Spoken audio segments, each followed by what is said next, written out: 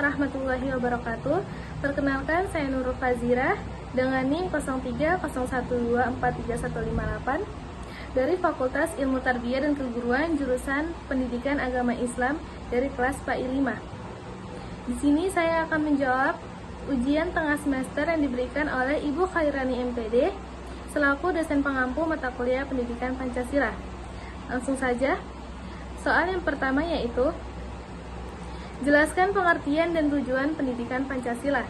Pendidikan Pancasila adalah proses pembelajaran yang bertujuan untuk menanamkan nilai-nilai dasar Pancasila sebagai ideologi dan dasar negara Indonesia kepada peserta didik.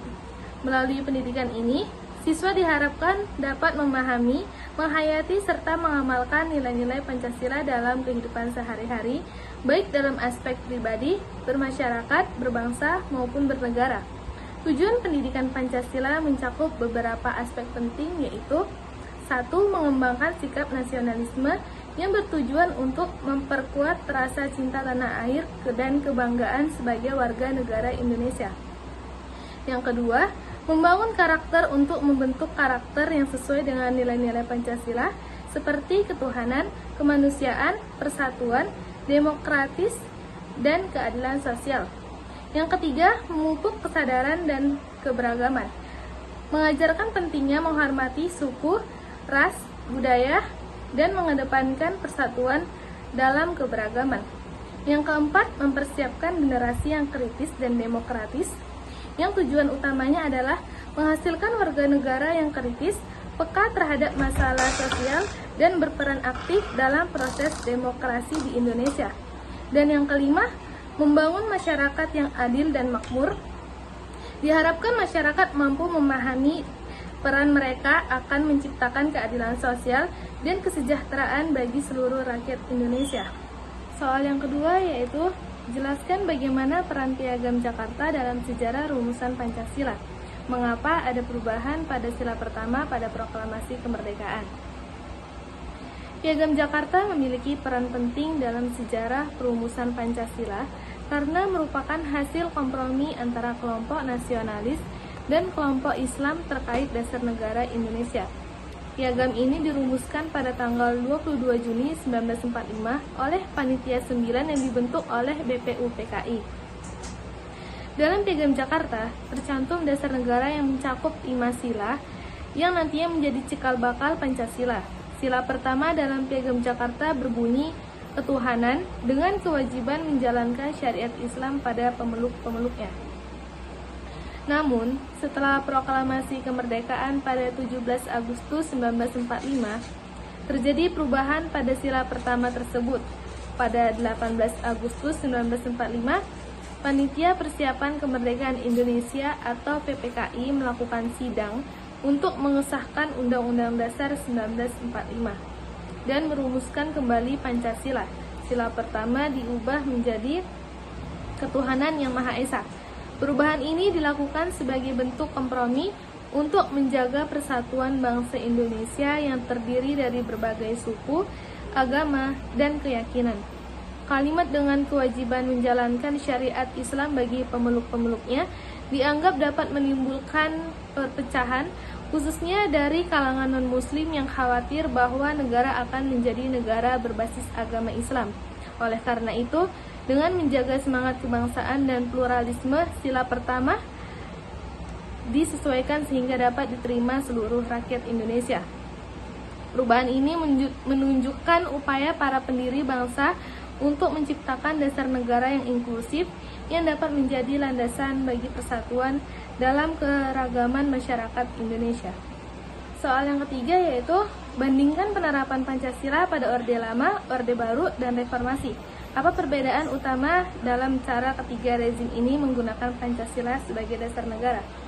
Penerapan Pancasila sebagai dasar negara dalam 3 rezim utama di Indonesia, Orde Lama dan Orde Baru, dan Reformasi memiliki perbedaan yang mencolok. Pada masa Orde Lama, menekankan Pancasila sebagai dasar ideologi persatuan dan integrasi nasional. Pancasila dipandang sebagai perekat bangsa yang beragam, terutama dalam menghadapi berbagai tantangan dari dalam negeri, seperti konflik ideologis antara kelompok nasionalis, Islamis, dan komunis. pada masa Orde Baru menggunakan Pancasila sebagai alat untuk menciptakan stabilitas politik dan mempertahankan kekuasaannya. Pancasila dijadikan alat kontrol negara terhadap seluruh aspek kehidupan masyarakat, dengan segala bentuk oposisi politik diberangus atas nama penyimpangan terhadap Pancasila. Pada masa reformasi, penerapan Pancasila setelah jatuhnya Orde Baru, Pancasila tetap dipertahankan sebagai dasar negara, tetapi dengan interpretasi yang lebih demokratis dan terbuka. Di era reformasi, Pancasila tidak lagi digunakan sebagai alat kontrol politik yang ketat, melainkan lebih ditekankan sebagai fondasi nilai-nilai demokrasi, keadilan sosial, dan hak asasi manusia. Perbedaan utama dalam cara ketiga rezim ini menggunakan Pancasila sebagai dasar negara, yaitu Orde Lama ini lebih inklusif, sedangkan Orde Baru otoriter dan eksklusif, dan reformasi lebih demokratis. Orde Lama dan Orde Baru ini sering dijadikan alat perjuangan revolusi dan alat kontrol serta legitimasi, sedangkan reformasi dijadikan sebagai landasan bagi demokrasi dan partisipasi masyarakat.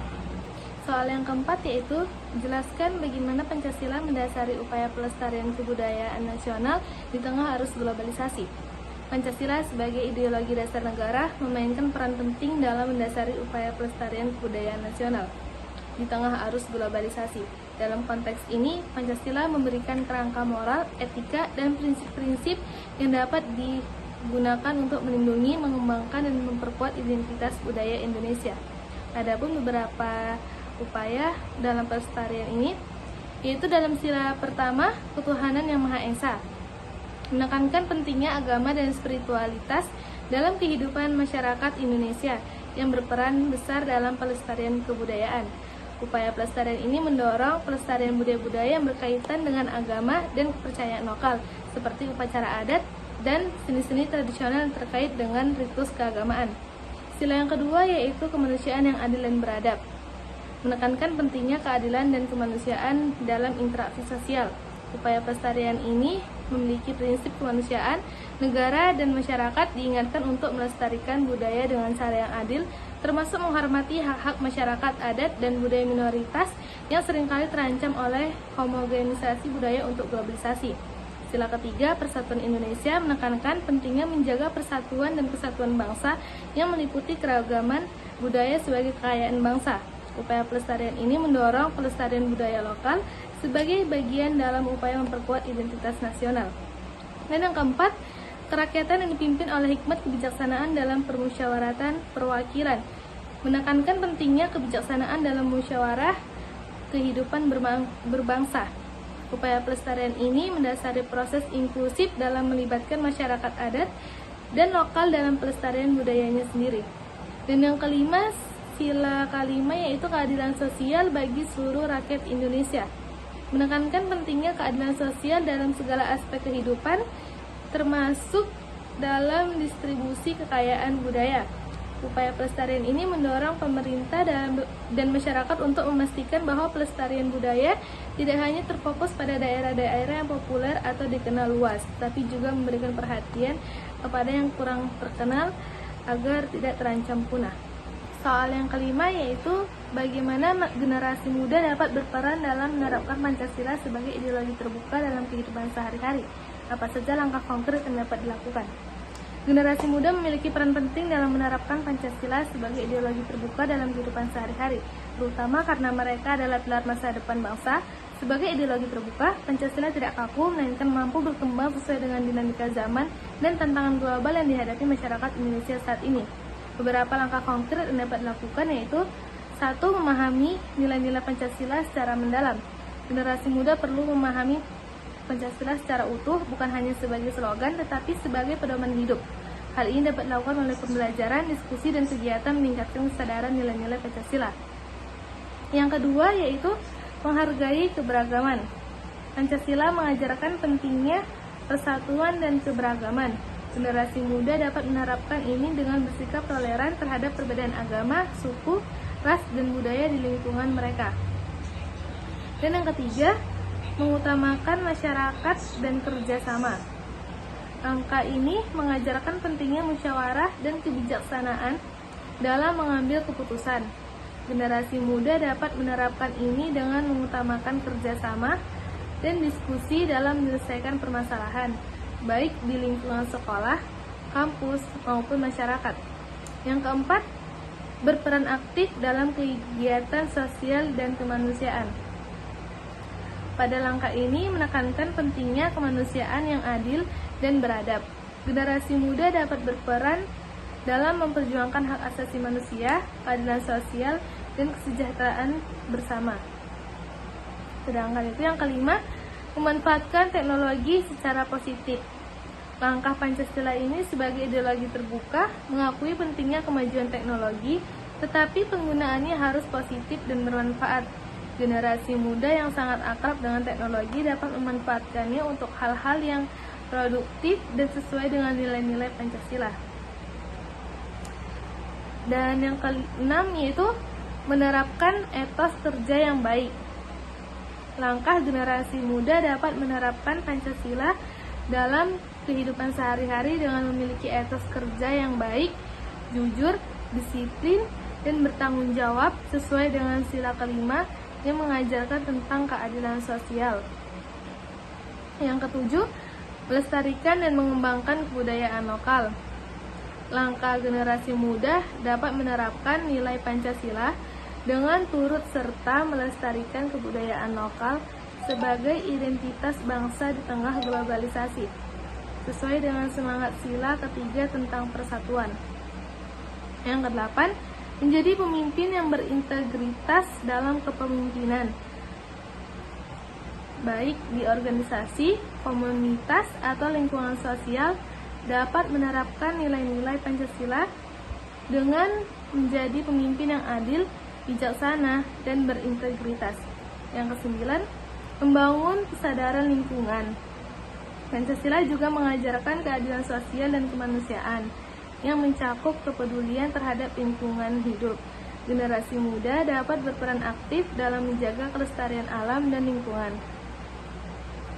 Kemudian, membuat inisiatif atau gerakan berbasis teknologi yang mempromosikan keberlanjutan lingkungan, seperti aplikasi atau platform yang memfasilitasi gaya hidup ramah lingkungan.